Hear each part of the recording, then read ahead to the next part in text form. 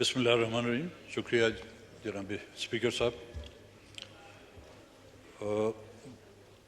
जो हालात और वाक़यात हैं उस पर काफ़ी सैर हासिल बहस की गई। लहजा और बातों के अंदाज से हमारे मेंबरान के और ऑनरेबल जो हमारे मिनिस्टर साहबान के महसूस ये हो रहा है कि यहाँ पर हुकूमत नहीं बल्कि हम सब अपोजिशन हैं। लहजे से तो मुझे यही पता चल रहा है कि हम सब अपोजिशन है और कौन सी हुकूमत के ख़िलाफ़ हम स्पीचेस कर रहे हैं। ये सवाल ये पैदा होता है जनाब स्पीकर साहब, आज जिन हालात का हम मुकाबला कर रहे हैं या इस मुल्क में जो वाक़यात रूनुमा हो रहे हैं, शायद चंद लोगों के लिए ये अनोखी और नई चीज़ें हों,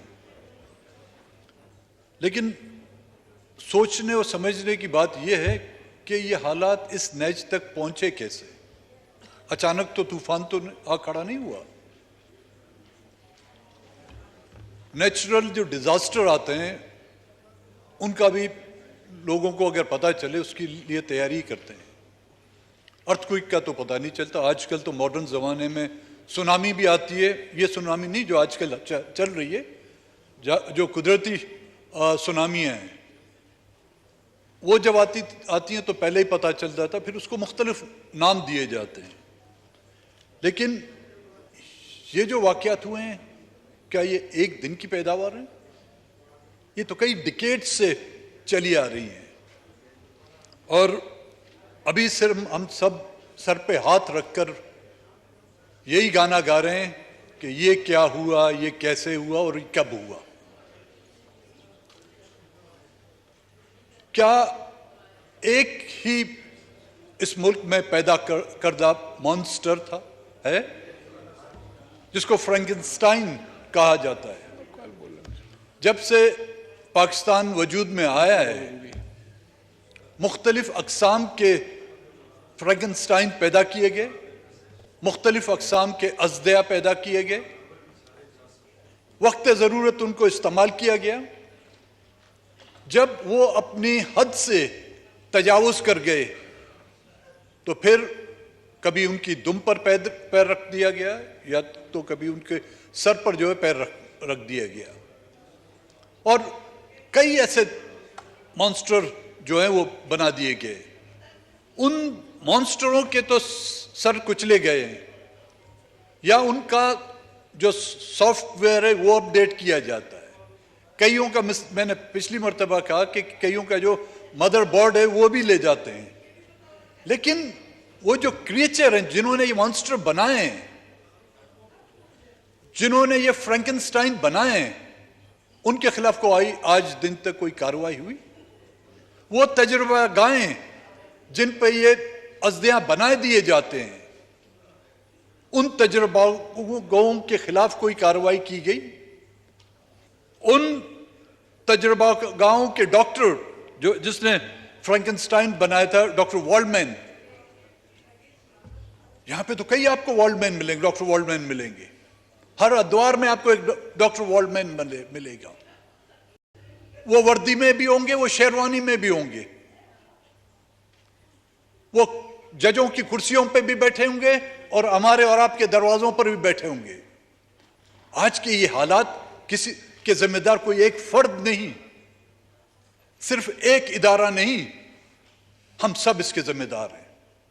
पार्लियामेंट इसका जिम्मेदार है, जुडिशरी इसकी जिम्मेदार है, ब्यूरोक्रेसी इसकी जिम्मेदार है, एस्टेब्लिशमेंट इसकी जिम्मेदार है। अगर ये अपने फराइज खुश असलूबी से अंजाम देते, एक दूसरे की टांग ना खींचते, एक दूसरे के मामलात में मुदाखलत नहीं करते, तो शायद आज मुल्क इस नैज पर नहीं पहुंचता। जनाब स्पीकर साहब, आज के हालात को देखकर मैं ये तो नहीं कहूं कि मुझे खुशी हो रही है, लेकिन हंसना तो हमारा भी हक बनता है। आज हमें हंसी आती है इन हालात को देखकर कि जिन हालात का तस्करा, जिन हालात की निशानदेही आज से 50-60 साल पहले हम लोग जब करते थे, तो आप लोग हम पे हंसते थे, हम पे तोहमतें लगाते थे, हमको गद्दारों के लकाबात देते थे। जब हम वहां पर बैठे हुए थे जनाब स्पीकर साहब, मैंने कहा था गद्दारों की तादाद गिनते जाएं। मर्दमशुमारी भी, मैं जिस आज की इस मर्दमशुमारी जो 2023 की मर्दमशुमारी में जो पाकिस्तान की आबादी, कई सूबों की आबादी जो है कई 100% बढ़ रही है, आपके गद्दारों की भी तादाद माशाल्लाह इतनी बढ़ती जा रही है, चश्मे बदूर नजर न लगे।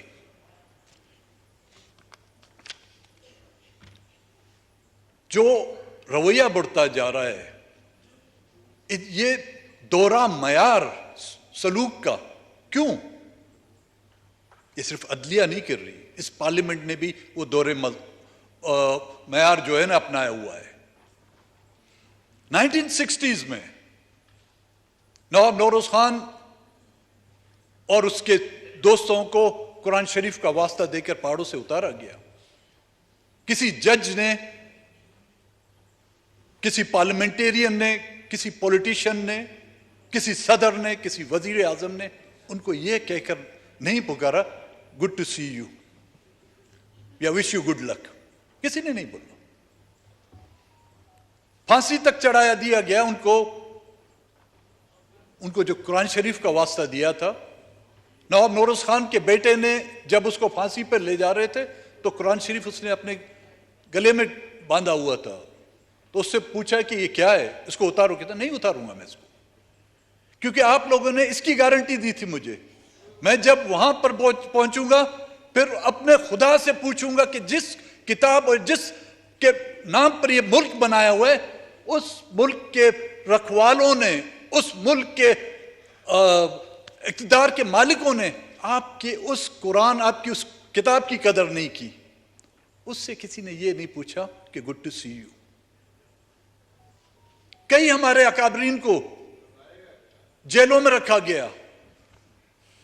ये अली वजीर यहां पर बैठे हुए हैं, 26 माह उसको जेल में रखा गया, जमानत नहीं होती थी। यहां पर पीटीआई की भी गवर्नमेंट थी, हमारी अपनी भी गवर्नमेंट थी। बड़ी मुश्किल से उसको जमानत पर, पता नहीं किस तरह उसको जमानत होके उसको लाया गया 26 महीनों के बाद। कुछ अरसा तो पीटीआई की हुकूमत थी, कुछ अरसा तो हमारी हुकूमत थी। इसी कॉन्स्टिट्यूशन एवेन्यू पर बलोचिस्तान से आए हुए मिसिंग पर्सन, यहां पे तो जज साहब ने कह दिया ना, चीफ जस्टिस ने, कि खान साहब को 1 घंटे के अंदर ले आए। हमें कम से कम 1 महीने की तो मोहलत दी जाती कि वो बलूचिस्तान से 5000 किलोमीटर पैदल खवातीन, बच्चे, बूढ़े पैदल चलकर यहां पर आए थे। क्या उन जजेस के आंखों पर वाकई वो काली पट्टी बांधी हुई थी? उनके कानों में, मुंह में डाली हुई थी कि उन बच्चों की चीखों पुकार उनको सुनाई नहीं दी रही थी? किसी ने आके उनसे यह पूछा कि जाएं, 1 महीने के बाद आपका वालिद आपको मिल जाएगा? किसी ने उनसे तसल्ली देकर यह कहा? अपोजिशन में हम गए, हम सब गए, उनके कैंपों में गए। जब हुकूमत में हम आते हैं, हमें सिर्फ अपने इश्यूज याद होते हैं, हमें अपनी हुकूमत को किस तरह बचाना है, हमें सिर्फ ये याद आते हैं। 10-10 सालों से जो लोग गायब हैं, उनसे सिर्फ ये कहा जाए कि जी आप 10 साल और इंतजार करें। यही जजेस साहबान, चाहे वो सुप्रीम कोर्ट की आला अदालत के जजेस हों, चाहे हाई कोर्ट के जजेस हों, चाहे लोअर कोर्ट्स के जजेस हों, किसी ने उनको जाके इस बात की तसल्ली नहीं दी कि 1 महीने के बाद आ जाएं, आपका वालिद, आपका बेटा, आपका भाई वापस आपके मिल जाएगा। ये दोहरा मयार, मैं ये नहीं कहता कि ये जो फसादात हुए उसमें खुदा ना खासा किसी को इख्तियार दिया जाता कि जाके वहां पर गोलियां चलाते, मैं ये नहीं कहूंगा, लेकिन हमारा कसूर क्या है? हमें तो गोलियों से ज्यादा हमें छलनी किया जा रहा है। आपके जेट तैयारे हम पर इस्तेमाल हो रहे हैं। मैं ये नहीं कहूंगा कि लाहौर के शहर में जो है जेट तैयारों से बमबारी की जाए, वहां पर तो आप एयर गन जो है ना, एयर गन जिसको हवा भरी जाती है, वो भी चलाते हुए आप एहतियात करते हैं कि जी ये साडा भाई है। हाँ, वो आपकी भाई है यार, हमें तो सुतेला तो समझो, हमें तो सुतेला भी नहीं समझते। वहां पे हर हथियार जो होता है वो आप लोग इस्तेमाल करते हैं, हर नई टेक्निक का तजुर्बा जो है वो हम पर करते हैं। मैं ये कभी नहीं कहूंगा कि आप जाकर किसी के घर में घुसकर उनके घर जलाओ, लेकिन बलूचिस्तान में कितने घर जलाए गए हैं। आलीशान महल नहीं हमारे गर्म धूप से छांव में बैठने के लिए झोपड़ियों को तक नहीं बख्शा गया, हमारे कच्चे मकानात तक नहीं बख्शे गए।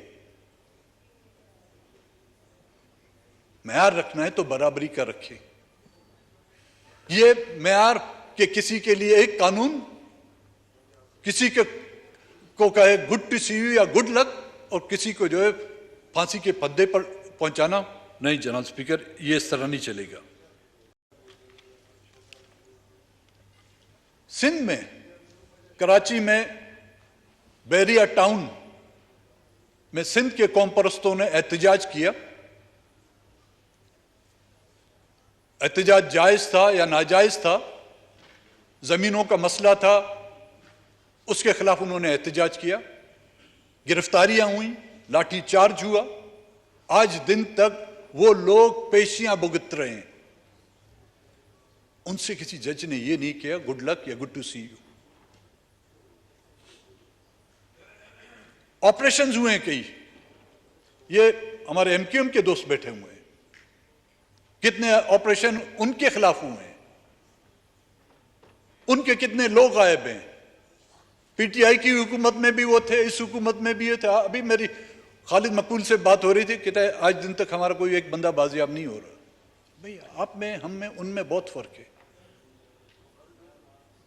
उनके बाजियाब भी हो जाएंगे, उनको मर्सिडीज गाड़ी में भी लाया जाएगा, उनको गेस्ट हाउस में भी रखा जाएगा। हमें और आपकी जगह जो है ना गेस्ट हाउस नहीं है, हमारी और आपकी जगह जो ग्रेवयार्ड से। तो अपनी और अपनी जो है ग्रेवयार्ड्स की तैयारी करें, ये उम्मीद ना करें कि आपको हमको गेस्ट हाउस में रखा जाएगा। जनाब स्पीकर साहब, कमीशन भी बनाए जाते हैं, कमेटियां भी बनाई जाती हैं। बलूचिस्तान के हवाले से जो हर बार हम कहते आ रहे हैं कि एक फैक्ट्स फाइंडिंग कमीशन बनना चाहिए, कई बार हम कहते रहे, कोई सुनता नहीं है। पिछली मर्तबा जब मैंने स्पीच की थी, मोहतरमा शीरीन साहबा और ख्वाजा आसिफ ने उस बात को इंडोर्स करते हुए कहा कि बलूचिस्तान के हवाले से एक रिकंसिलेशन कमीशन बनना चाहिए। कहाँ बना? नहीं बना। यहाँ पे स्पीचें हुई और ख़त्म हो गई, ना मैंने उसको परसू किया, ना उन्होंने उसको कैबिनेट में परसू किया, क्योंकि वो ज़रूरत नहीं है हमारी। जब वो हमारी ज़रूरत होगी तो रिकंसिलेशन बन पाएगा। मैं मुख्तसरन जनाब स्पीकर इस मसले का सिर्फ हल आप लोगों को बताता हूँ। ये जो कुछ हो रहा है या हुआ है पिछले अदवार में या आइंदा होगा, दरियाए नील में जब तुग़यानियाँ आती थी तो उस तुग़यानी को कंट्रोल करने के लिए उस ज़माने की रवायत थी, तो वहाँ की मखलूक की कुर्बानी बलि चढ़ाई जाती थी। एक आद को जो है ना ज़िबा करके उस दरिया में फेंक दिया जाए, तो उनकी एक सोच थी, उनकी एक रवायत थी। तो उससे कहते हैं कि दरिया नील की जो है तुग़यानी कम हो जाती है। तो इस तुग़यानी को ख़त्म करने के लिए हमें कुर्बानियाँ देनी पड़ेंगी, क्योंकि इसके ज़िम्मेदार हम सब हैं।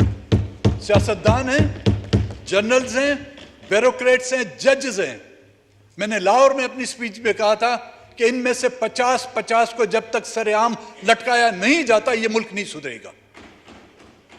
50 जजेस, 50 सियासतदान, 50 ब्यूरोक्रेट्स, 50 जर्नल्स, इनको सरेआम लटकाएं, ये मुल्क खुद ही सुधरेगा। इसके बगैर इसकी सुधरने की कोई उम्मीद ना रखें।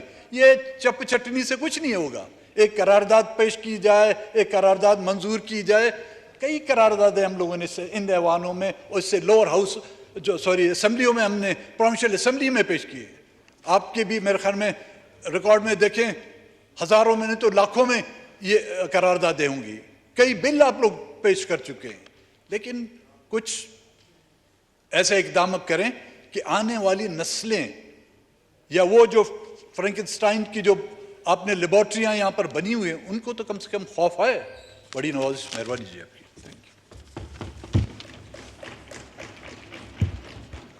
जी